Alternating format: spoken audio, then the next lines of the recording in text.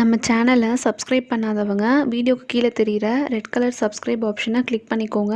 கூடவே பெல் ஐக்கானையும் கிளிக் பண்ணிக்கோங்க. Hi friends, welcome to Thangathamizh vlogs. இன்றைக்கி என்ன பார்க்க போகிறோன்னா ராகி நிப்பட். வாங்க இது எப்படி பண்ணுறதுன்னு பார்க்கலாம்.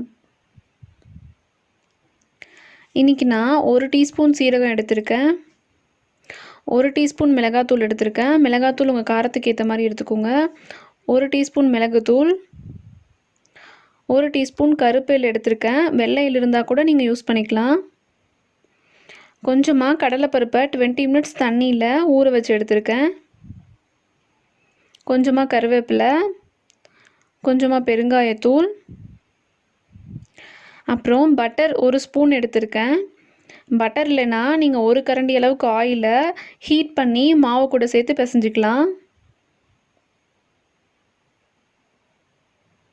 இதில் 1 டம்ளர் அளவுக்கு ராகி மாவு எடுத்திருக்கேன், 1/2 டம்ளர் அளவுக்கு அரிசி மாவு, 1/4 டம்ளர் பொட்டுக்கடலை மாவு எடுத்திருக்கேன். இப்போ எடுத்து வச்ச எல்லாத்தையும் இது கூட சேர்த்துக்கலாம். பெருங்காயத்தூள், தேவையான அளவுக்கு உப்பு சேர்த்துக்கோங்க. பட்டர் சேர்த்துக்கலாம். இப்போது இது எல்லாத்தையும் நல்லா கலந்து விட்டுக்கோங்க.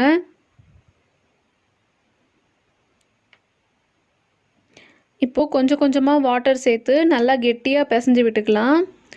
சப்பாத்தி மாவு மாதிரி சாஃப்டாக இல்லாமல் இது நல்லா கெட்டியாக இருக்கணும். அப்போ தான் நிப்பட் ப்ரெஸ் பண்ணால் நல்லா வரும், கையில் எடுக்க முடியும்.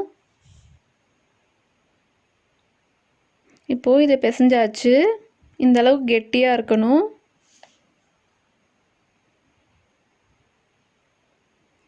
இப்போது ஒரு பிளேட்டில் இந்த மாதிரி ஒரு ஷீட் போட்டு அதில் ஆயில் அப்ளை பண்ணிக்கலாம்.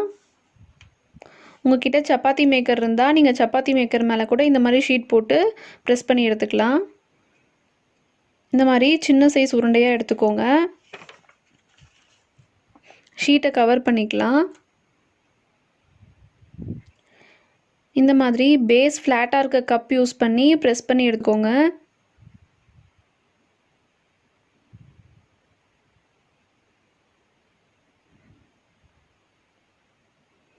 இதை பொறுமையாக கையில் எடுத்து ஆயிலில் போட்டுடலாம். ஸ்டவ் மீடியம் ஃப்ளேமில் வச்சுக்கோங்க. ஆயில் ஹீட் ஆனதும் இதை பொறுமையாக சேர்த்துக்கோங்க. இது நல்லா மொறுமொறுப்பாக வர வரைக்கும் திருப்பி திருப்பி விட்டுக்கோங்க.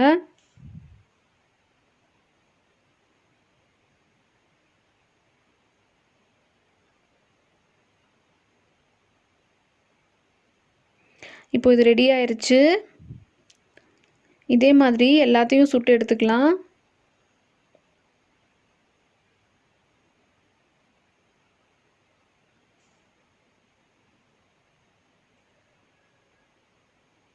இப்போ இது எந்த அளவுக்கு மொறுமொறுப்பாக வந்திருக்குன்னு பாருங்கள்.